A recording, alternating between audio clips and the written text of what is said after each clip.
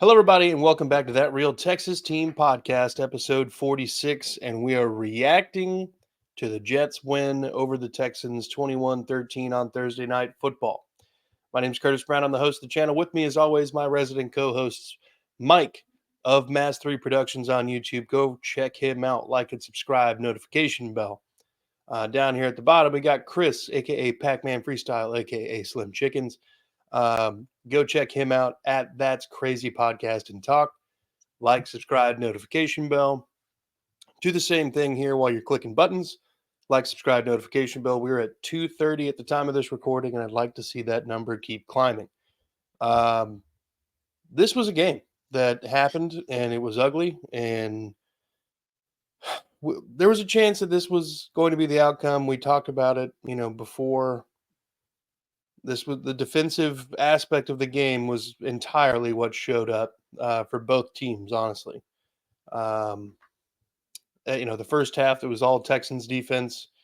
Second half, it was all Jets defense. And lack of adjustments, lack of depth at certain spots, big name players not coming back from injuries. All of it just kind of came together to spell this 21-13 loss. So guys, let's get your initial thoughts, and then we'll get into like injuries and stuff. Okay, well, I guess I'll go ahead and start. My initial thoughts are D'Amico needs to sit down with the offensive line coach and Bobby Slowick and figure out what is going on, because D'Amico and the defense cannot save us every week. That is my main thing. I feel like they are saving us every week because I feel like at the end of games, I have no problem with the conservative play to win games. I have no problem with that. I get it. You don't want to make a mistake, but I mean, there's always seems to be a mistake made. There always seems to be this ridiculous play. Like last week, we're gonna Sunday with the Colts, the fumble. Somebody misses a block. Stover misses a block. I don't get me wrong. Whoever that was in the backfield, oh my God, because he got back there so quick. But fast forward back to this game, there's just always something going on. That's all I have. You know what? Another thing. Second half, I don't know what y'all need to do in the second half. I don't know if it's because they're playing conservative because they just want to win the game, but they need to figure out how to score in the second half. It's getting ridiculous every week, every single week with this in the second half. Yeah, we're getting outscored. Okay. I agree with Chris on the fact that D'Amico does need to sit down, but the difference is when he sits down with the offensive line coach, he needs to sit down with a pink slip as well to say, "Hey, it's been a good run, but you got to get the fuck out of here." And then he needs to sit down with Bobby Slowick and have a heart-to-heart conversation. You say, "Hey, you saw that guy gave the pink slip when you walked out of here? You're about to earn one as well." First off, if you don't understand, Joe Mixon is killing the Jets. Why are we coming out throwing the ball in the second half? You made adjustments and changes before the defense did. You should have had those adjustments and changes ready, but you needed to see what they came out with. You literally stopped running the ball with Joe Mixon. I'm like CJ. I don't know what we're trying to do. I don't. Everybody wants to get mad at Kaimi. Kaimi's been saving our ass all goddamn year long. Oh yeah, I agree. He was due a bad game, and it's the New York fucking Jets in New Jersey. It's a bad place to be, play, live, anything. You don't want to be there. This was bound to be a difficult game. Yep. Oh man. 10 players on both sides total got hurt. That's literally. It. That's it. That's less than last year. That's last year. Less than last year, yeah. And the fact that CJ left that game without an injury designation. Oh, I'm so scared about his groin. You scared about his groin? I'm scared about his ass. They kept fucking hitting him. Like you're right. I don't know. Like, guys, I'm going to be honest. After Fairbairn missed that second field goal, which whatever, fine. I was getting ready to head to a Halloween party. I got in my car. It was 14-10. I looked at the score again. It was 21-10. I just was because by the time, and this was a 5-minute drive to the place I was going that had the game on, and they already had 21 points by the time I got there. I will tell you this: if we're talking about Halloween, I think CJ had his Anthony Richardson costume on, and we just weren't paying attention. Because there's a little bit of that. There's a little bit of that. I would say that it wasn't necessarily an Anthony Richardson-esque performance. There's another highly athletic quarterback who's kind of mirrored that performance for years now, and that would be Justin Fields. Holding on to the ball too long, taking what was given on the ground when the air's not giving him what he wants. Occasionally hitting on a deep ball, missing on several other ones. I mean, this was his Justin Fields game, in my opinion. A lot of people want to blame CJ Stroud alone. That's what I've seen a lot of in the doldrums of the AFC South and Texans group chats on various social media platforms. Oh, CJ is just not that good. Blah, blah, blah. CJ's, maybe we overhyped him. Blah, blah, blah. No. As bad as he played, as many opportunities as he took trying to make plays when there was probably none to be made. I'm talking like deep shots where he missed. He didn't throw a single pick. He really didn't get close to throwing a pick. Oh. He fumbled, but that was because the offensive line just kind of crashed all around him. That was because of Kenyon Green. That was solely because of Kenyon Green. But no, we can't, like you said, everybody I'm can talking accept some blame. No, I'm talking about the fumble. Everybody can accept some blame on. One, CJ was holding the ball a little flimsy when you know your offensive line can't hold shit. He had it out in front of him when everybody knows what does a quarterback do when you feel the pressure? You pull the ball back into your body. Yep. He was trying to slip it through a hole as he was stepping through, and his arm got hit. It's everybody can accept the blame on it, but you know who Kenyon Green is. Mm-hmm. He's trash. He's trash. Yep. And that brings me to the injuries. Kenyon Green getting hurt. Maybe it was, as Mike had actually pretty smartly put it earlier before we started, maybe it wasn't an actual physical injury with Kenyon. Mm-hmm. Maybe that was more of a, ouch, coach, my pride hurts. Mm-hmm. Which would be the best thing I've seen out of Kenyon Green since we drafted him, if that's the case. And then Will Anderson Jr., him being not in this game was such a huge factor. We went from constantly making their offensive tackles, backs touch to Daniil Hunter versus the world.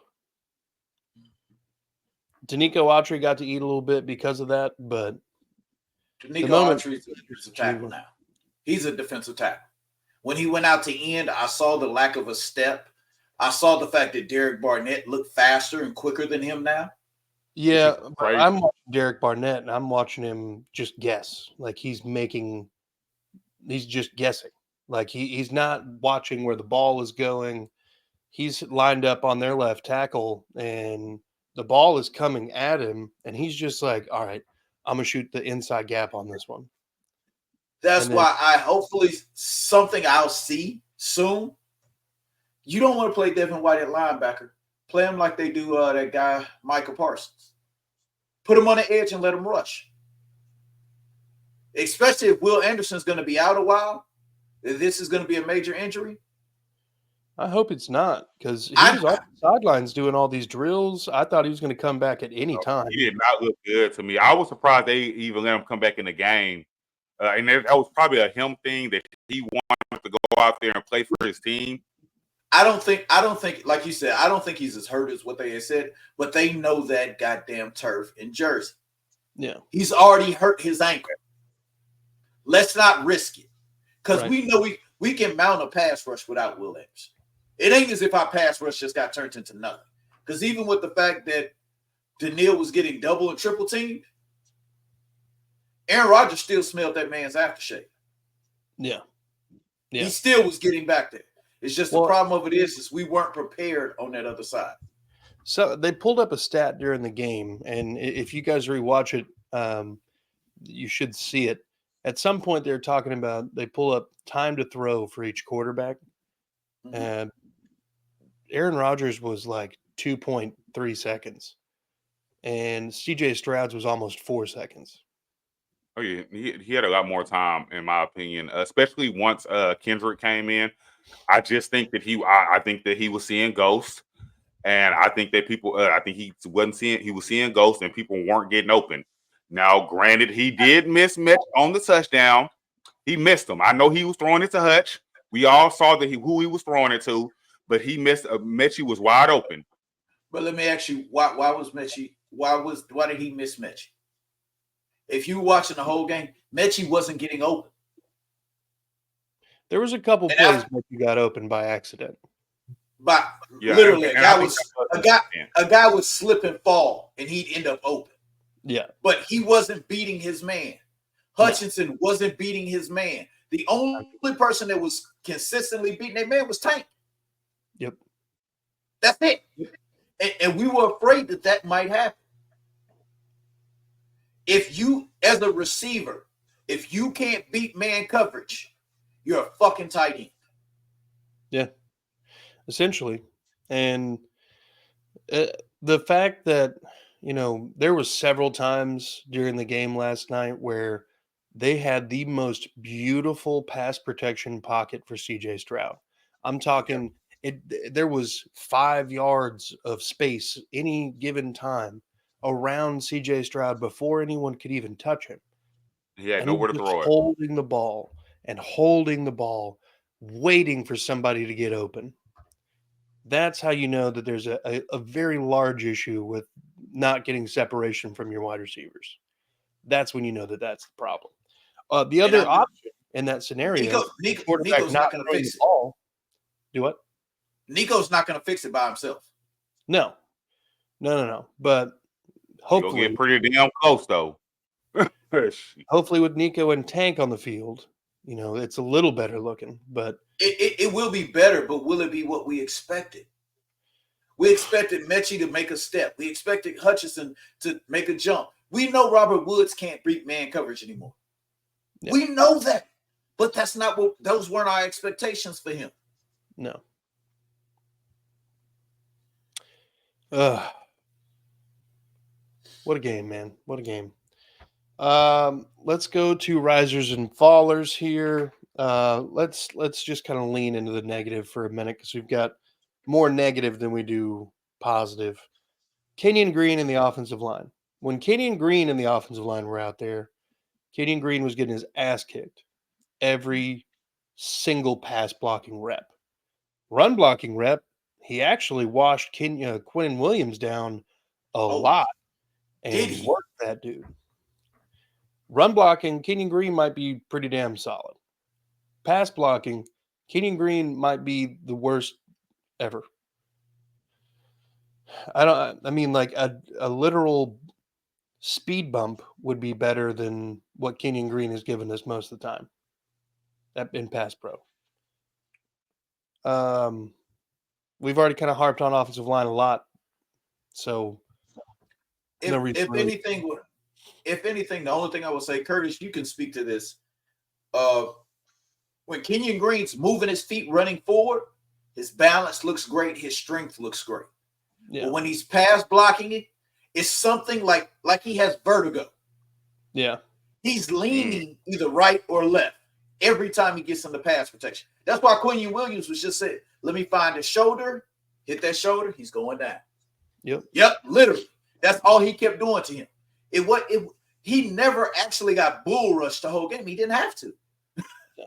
Kenyon was already leaning. He would just go the opposite direction. Yeah. That's the issue.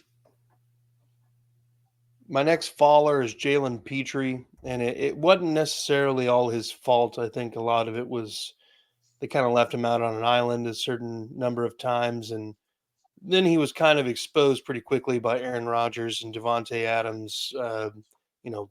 Decade of teamwork. Um, that Devontae Adams touchdown pass, Petrie's in coverage. He basically just hits him with a good move at the line and made all the separation he needed. He got hurt at some point during the game. I don't know if that kind of hindered the way he was playing or whatever, but Yeah, I don't know. This was just not what we've been accustomed to seeing from Jalen Petrie. He was still making tackles at the line of scrimmage or behind the line of scrimmage. It was a pretty eventful day for him in the run stop, but during passing downs, Aaron Rodgers found ways of exposing him. on the touchdown of Devontae Adams, I think part of that, yes, he slipped. He did. But I think he also thought he had safety help over the top. From the fact that at the end of the play, you see Kalen Bullock sprinting into the frame, but he's already gone. Why wouldn't you have? So it's either, damn, maybe we really do need Jimmy Ward back. Yeah, because Kalen's made a few mistakes like that now where he's, oh, shit, well, I'm supposed to be over here. There's a touchdown. But no, but that means he needs that veteran out there with him to help him. Oh yeah, Eric Murray's not the veteran that's going to help him mentally. Eric Murray's going to go make plays, but he can't tell Kalen Bullock shit. Jimmy Ward can. Yeah. Stingley even said that when they brought Jimmy Ward in, he said, "This is a guy I can listen to that knows what he's talking about." You look at the rest of the defensive backs. Who is the guy you're going to listen to? Yeah, that also happens to know D'Amico's defense. Yeah, there's really not one. Now, I mean, Devin White's fast enough. Maybe we could put him in safety. No, no, I'm just kidding. What do you think, Chris?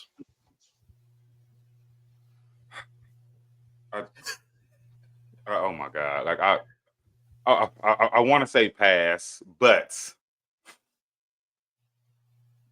yeah, he ran right past. So if first of all, I'm gonna me personally, I'm getting on the entire secondary except for Derek Stingley. I'm not gonna get on Derek Stingley. I think he had a couple of horrible calls against him. He did get beat a couple of times, but hey, people also can't catch, and I also think he recovered well. Okay, so first of all, I'm go get on Lasser in that fourth down. I know he got hit with a move. And he slipped or whatever, the field or whatever. We can say whatever about that. Number one, I felt like he was too close up on Devontae to begin with. I felt like he was too close. And that was why he slipped. I felt like he was too close, and Devontae knew it and put that move on him. That was first of all. Sometimes you're just too close. And it is just, because I saw the move and I saw him fall, but I feel like he was too close. Sometimes I feel like they press up too close when they don't need to. Now, what did I tell you about veterans on rookies? I said it. Veterans on rookies. This is what they do. Yeah, which is why he got done the way he did. He was too close, and that was Devontae Adams. So like on a fourth down play, whatever, they just gonna have to run a little short route and get the first down that way, because it ended up being a longer play. If they get the first down, fine, but it ended up being like a 15-yard play in the end because of that, because he ends up slipping, because because I felt like if you just, and I'm not saying move back a whole bunch, but he's not gonna run by you, and at least you can make the play. If they get the fourth down, fine. But that's something that's fine. I would rather them get the fourth down and he doesn't slip and fall and look crazy out there than you pressing on an older veteran receiver who is in a lot of people's minds still a top receiver in the league. And he's I was very mad about that. Yeah, Yeah, it's just I didn't like that, and like I say, the same thing. So also with with Kalen, I love Kalen. I think Kalen's great. I think he's gonna do nothing but get better. I think he's gonna learn, but I also think that he has a lot of. I'm trying to. He's moving around too much, and he's really excited. Petrie, that catch, I feel like if he would have tried to go to go to tackle that first one-handed catch that Garrett Wilson had, if he would have went to tackle him, Garrett Wilson might drop that ball. I'm just my opinion. But Jalen Petrie goes for that pick instead of trying to go, Yeah, instead of just trying to make the play, I think he drops that ball like how Conklin when Conklin dropped that ball when they let him. We all knew it was we all knew it wasn't a fumble. If you watched it back, I knew it wasn't a fumble watching it live. But just if he would have did like he did on that play with Conklin, I believe that's a drop pass. Yeah, I believe that's a drop pass. Yep. I feel like this game had a lot of hero ball in it. From our quarterback, from our defensive backs, a lot of hero ball. Another faller, and then we'll kind of mix in risers and fallers here. The red zone offense for weeks. God. The red zone offense, if it's not Joe Mixon scoring, they don't get it across the end zone. I think they have like the one touchdown last week against the Colts in the red zone where CJ Stroud hits Tank Dell in the back of the end zone. Mm-hmm. That's like the first time I've seen that and it not be a Joe Mixon touchdown in a while. So the red zone offense for me has been atrocious all year. Dalton, we're looking at you, Dalton. Yeah, he's the big body guy. He's the big body guy. And I said that we would need production out of the tight end room. We did not get that. We only had 3 players register a catch last night. Holy shit! Joe Mixon wasn't one of them. Yeah, it was. Now I'm thinking about Bobby Trees, Tank Dell, and Robert Woods. Yep. No, now that I'm really thinking about it, we didn't even see that patent screenplay. We run it every game. We didn't see it at all. Yeah. It's bananas. We talked about it already. Here's first riser on the list is Joe Mixon.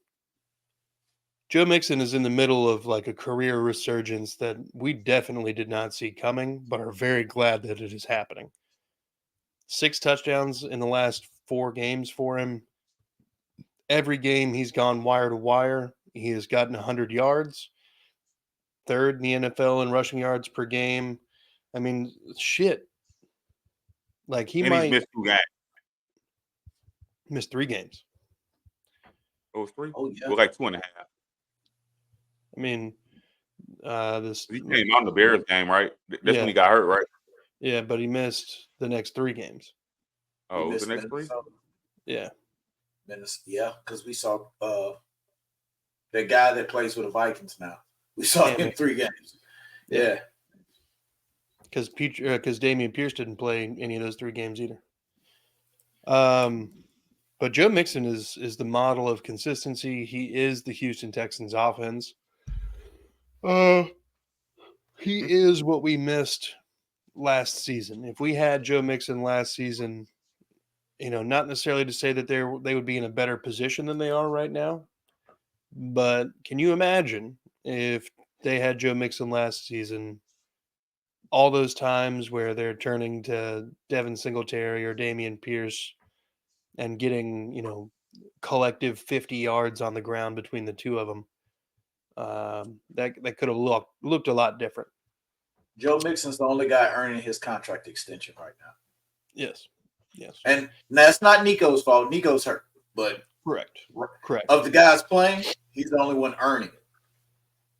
I did see a stat the other day that going into week 9, Nico Collins is still top 10 in wide receiving yards.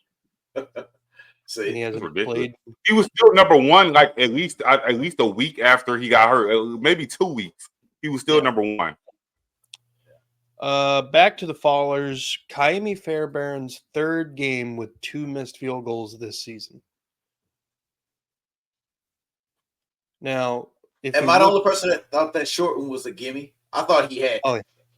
oh yeah, I mean the series of events that had to take place for them to kick the field goal, it went through. There's the penalty, the personal foul penalty for running into the snapper. New life into that drive. I thought, okay, we got a chance to score a touchdown. At the very least, we're going to have a chip shot field goal. Kaimi goes out there, doinks it off the thing. That is a huge, huge fucking miss there. Also, the 56-yard attempt to start off the game. He hits both of those. We're looking at 19 to 21 instead of 13 to 21. Maybe instead of going for that last field goal, it's 16 to 21, and they go for it on third and fourth down, trying to get a touchdown. It changed the momentum of the game. It changed the flow. Yeah, because immediately you can see the other player's face when he missed those 2 field goals, especially that short one. A lot of them went in shock. D'Amico's face was like, the fuck? Yeah. Especially when he had made one previously, whenever the penalty happened, which we all know was the right call. Do you know that is one of the worst? No, not one of. That is the worst field goal miss of Kaimi's entire career. Yeah. He doesn't miss inside the 40. Yeah. What's crazy to me though is like the amount of I love how kickers know the moment it leaves their foot if it's going in or not. Mm-hmm. And Kaimi kicked that damn ball and immediately took his chin strap off in like fucking frustration.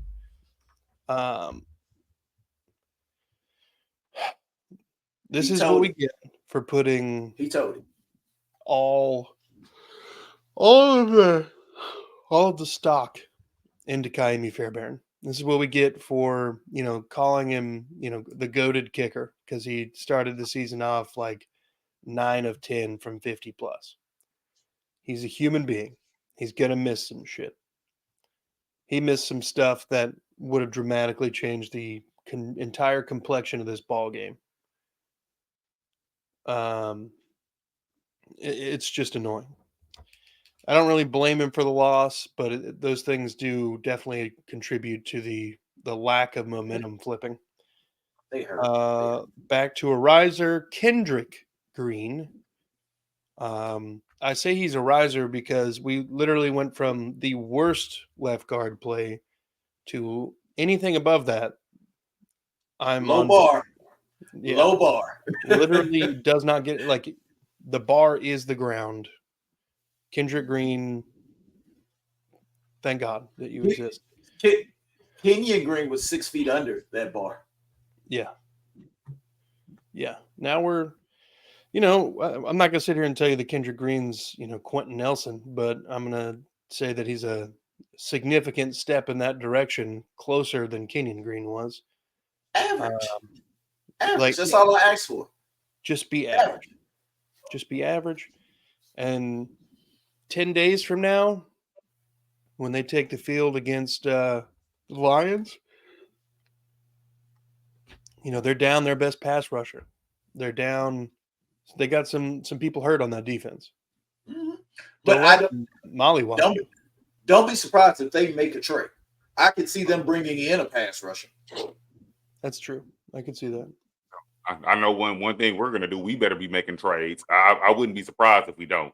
It doesn't sound good to say it like that, but but the thing about it is, what are we gonna bring in? Like I said, we'll get into. Oh no, I agree. Like, there's no offensive line that we can bring in.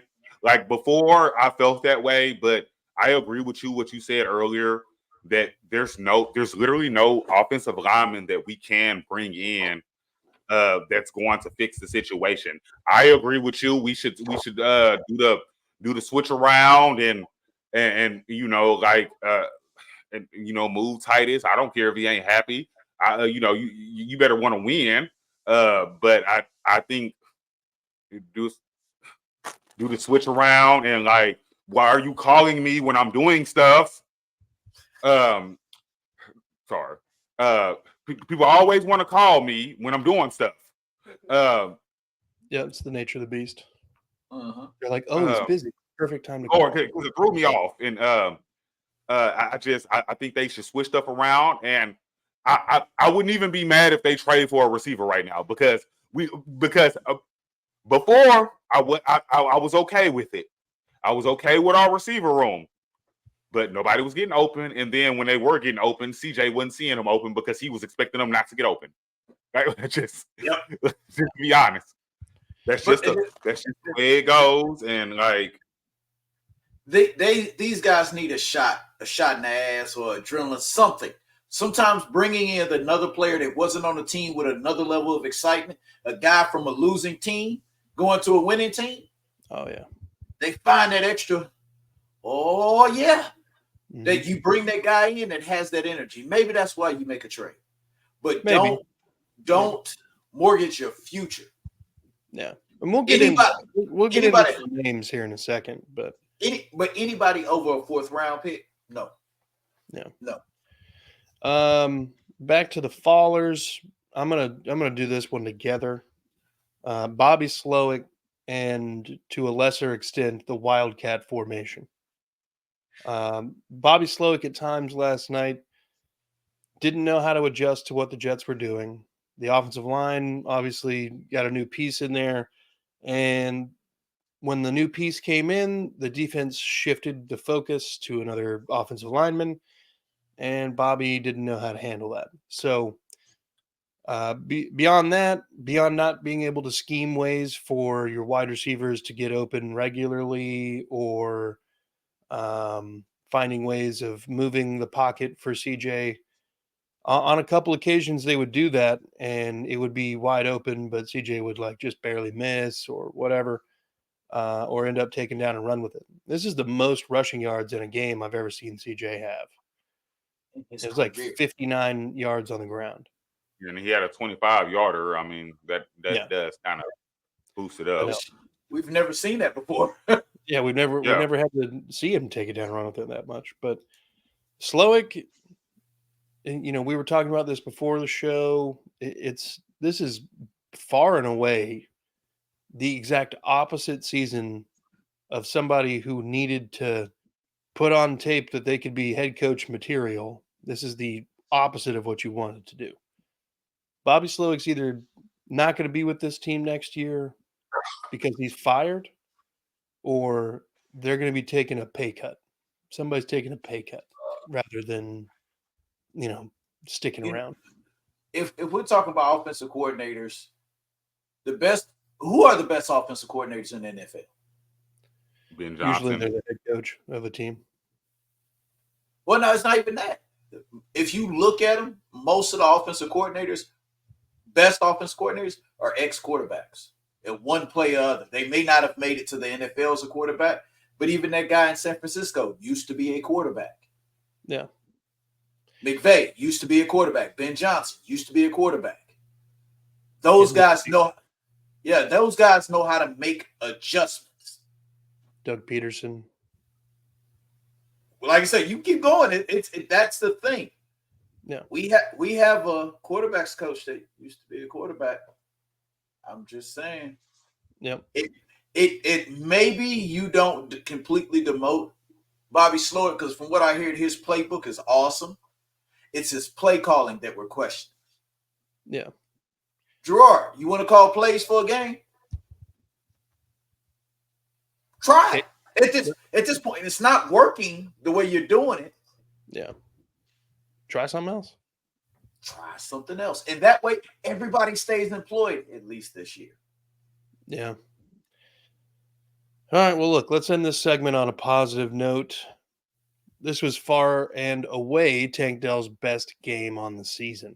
It really would have been a better performance if he scored, but Tank Dell, 6 receptions over 100 yards, I believe is over 125. Pretty solid performance from him.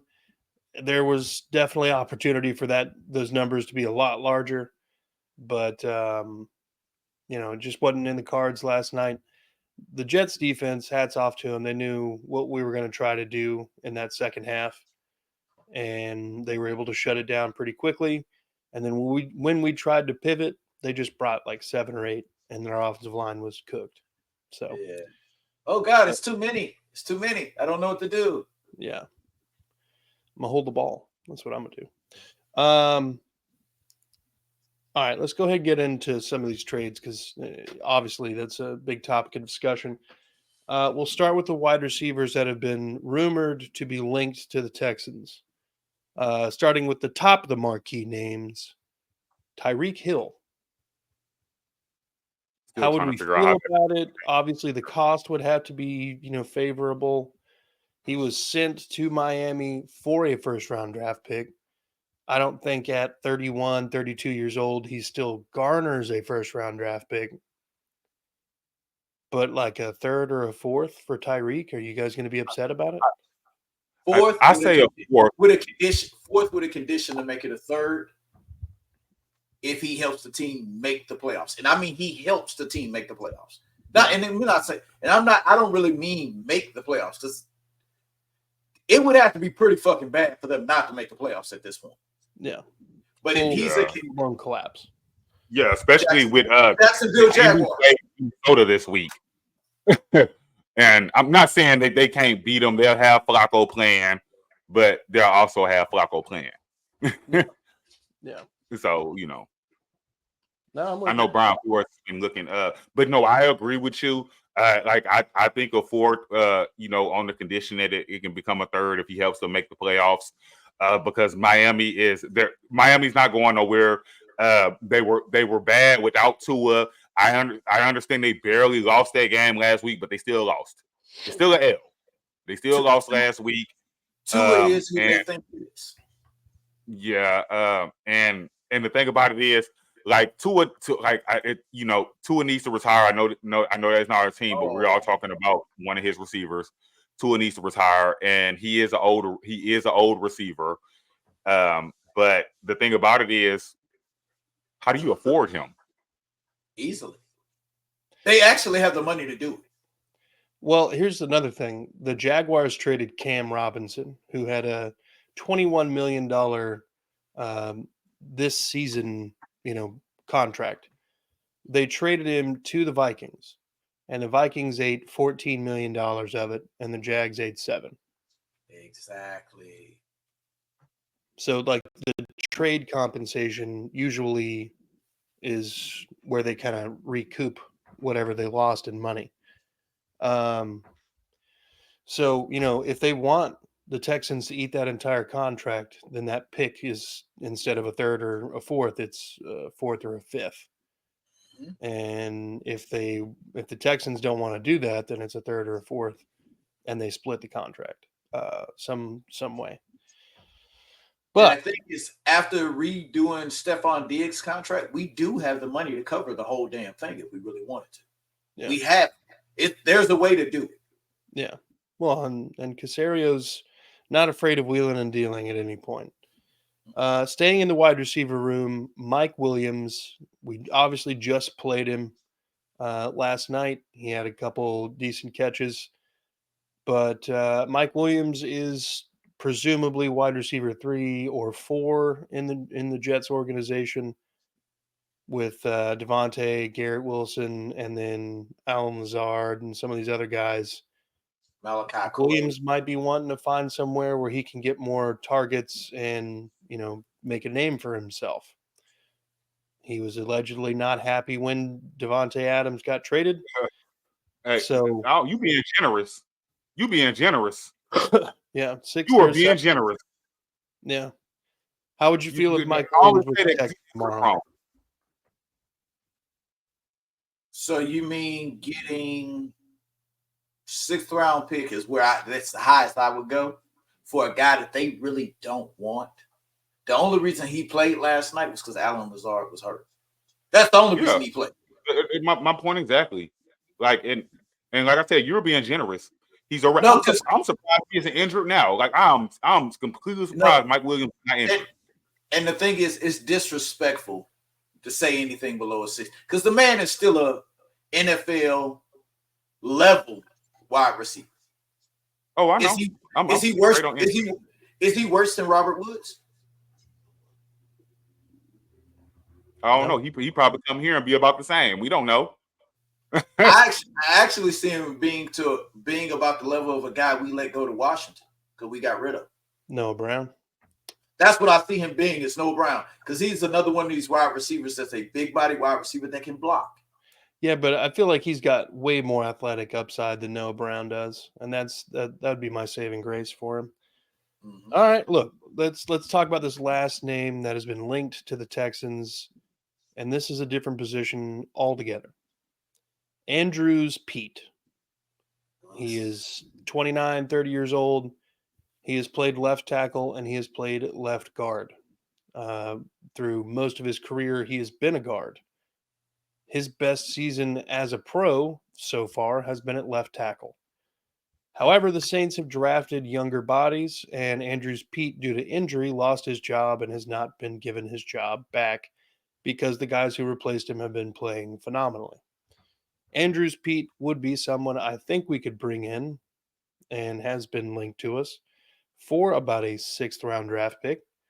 And, if he's not just depth pieces behind, maybe we can send them Kenyon and then send a 6th round draft pick and we get Andrews Pete. We're giving away too much. This is another one of those. Kenyon is like an undrafted player at this point in terms of value. He is, but at this, Andrews Pete's not going to ever play again. He's not. Somebody would have to get hurt for him playing. This is another guy, 7th round pick with a condition that it becomes a 6th. If he ends up becoming our starting left guard, we have to send him a 6th round pick. Yeah. Well, and like I said, and other thing in 2026, not next year. Yeah. Yeah. I'm cool with that. But Andrews Pete best season as a starter was last year. Yep. At tackle. And he's not better than either one of the tackles we have right now. No, but I don't think you trade for him to make him play tackle. You trade for him to make him play guard. What's the worst thing that? Exactly. Those are all the trades that I've seen that are legitimate rumors that make sense, that aren't going to be just kind of, that Madden approach to trading where it's just like, all right, we're not doing great right here at that trade deadline. Let's go ahead and send a couple for fucking Tom Brady. Let's go trade for Saquon Barkley. Yeah, exactly. Let's get back to the game here. Offensive line allows 8 sacks. A couple of those are on C.J. Stroud for rolling right into the pressure because he's not used to, occasionally, not used to, having his tackles meet back to back. And he does a lot of great things when it comes to pressure. He's really good at stepping up into the pocket. When the tackle washes out his defender, he's good at stepping up and through and, getting out into the flat area and continuing to look downfield. He's always looking downfield. But last night was without a doubt the worst case of I'm going to hold on to this ball and try to make, magic happen. And there was just no magic to be had. None whatsoever. So, CJ looked bad, but the offensive line didn't help anything. And then the wide receiver room, being as depleted as it was, obviously helped us precisely 0. Allowing Breece Hall, why they're backups. Our wide receivers that only come in to block showed us why they are our 4th and 5th wide receivers. They showed us that. You said it. Mike, you said it earlier this season.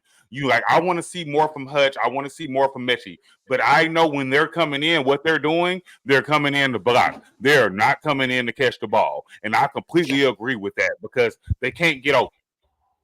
Literally, they can't.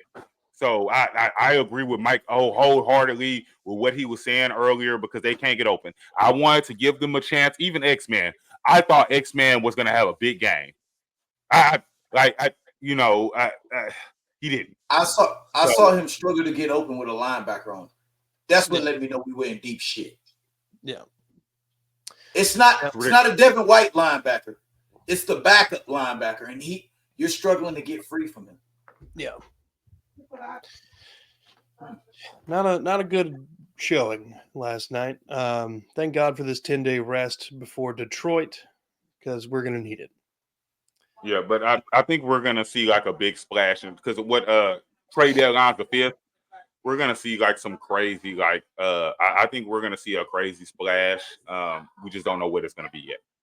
Like, to be honest, I'm not even mad if it's Tyreek Hill right now because like you said, CJ had more time to throw than Aaron Rodgers yesterday. But did CJ win? No. Yeah. Nobody can get open. So like now it's gone because before I was like, but the thing about it was CJ didn't start getting that time until there was no more Kenyon Green. Yeah. So we also have to see that. We also have to see that notion also because I agree with you. I saw multiple times CJ had such a clean pocket and he had nowhere to go to the ball. He ended up having to run it. Well, like I said, you need receivers Or get that can sacked. beat man coverage. You need receivers that can beat man coverage. That's all it is to it. Because when it's a zone, CJ picks those shits apart. That's why they stopped playing zone. But with no Nico Collins, teams aren't afraid to play man. If Tank beats us, he beats us 4 or 5 times a game. Who else is going to beat us? Yeah. And then Tank's so small, like, I'm not. Tank's great. I'm gonna be real. His size didn't mean anything. But if Tank's the only guy beating man coverage, means that's the only guy you can throw the goddamn ball to. It's pretty predictable. Yeah. You talk about every other quarterback in the league that's worth a grain of salt. That guy in Minnesota that's been doing a decent job is because he has more than one guy getting open. It's true. We know Justin Jefferson's gonna get open. Jordan Addison's getting open. He's not happy there, but he's getting open. Philly, as bad as they are, multiple receivers getting open all day, every day. You can't beat a team. You can't beat a team with one receiver getting open all day. No. Well, look, I think this is a good spot to go ahead and wrap this up before we get too aggressive on our own team here. Do you guys have any closing comments, things to look forward to as we're, heading towards week 10? Yeah. I'm looking forward to the Bills beating the Dolphins so we can get Tyreek Hill. I don't care. I'm for it now. Mike then convinced me. Mike convinced me. He convinced me doing it right now. He convinced me. I'm looking at the schedule. I'm not worried about the AFC South. I think that's going to be like a blowout, an 0-3 this weekend. I'm being honest with you. 0-4. Let me rephrase. It's going to be 0-4. It'll be 0-4 for the AFC South this week. So I'm not even worried about that. I'm worried about the Bills beating the Dolphins. Because Mike has convinced me. I don't think I did think that we should have traded for an offensive lineman, but now I also don't believe so because I think what I saw yesterday, Jets is a very good defense. They got 8 sacks on us, but mostly because people wasn't getting open. CJ was holding the ball too long, So, hey, Nico, hopefully Nico, because what I saw yesterday, Detroit go put 50 on us. I don't want to say it like that. No, they won't. Aziz will be back. Yep. Okay. No, Jameson should be back. No, Jameson Williams. He's suspended. He's not going to be there, and he might be going to prison. Damn. The thing is, we'll talk about that another time. Yeah, we'll get into that. But I think we can handle Detroit, 1, with 10 days to coach it up, 2, to get healthy, because I believe we're gonna need Dameon Pierce. Yeah, because we end up running Joe Mixon into the fucking ground if we don't get him a decent backup. And I love Dare, my boy from A-Leaf. I love Dare, but bro, it's not you. No, it's not. He doesn't quite have the agility that we need sometimes. But all right, look, I want to thank you guys for taking time out of your mornings to come on and talk Texans football. I want to thank everybody for watching. Go ahead, like, subscribe, hit us in the comments section with anything that we said that maybe you disagree with or maybe we were right about. Let us know. We'd love to hear from you. Head on over to Mass 3 Productions, help support Mike's channel. Head on over to That's Crazy Podcast and Talk, help Chris's channel. Head on over here, like, subscribe, notification bell on all three. And most of all, be good people and go Texans. Curtis, I got one more thing to say before we run out of here. So- Mom, I apologize for my language. My Oh, no. mom's probably watching this. I'm apologizing for my language. I was a little mad. I was a little angry. I'm sorry. Okay. Go Texans.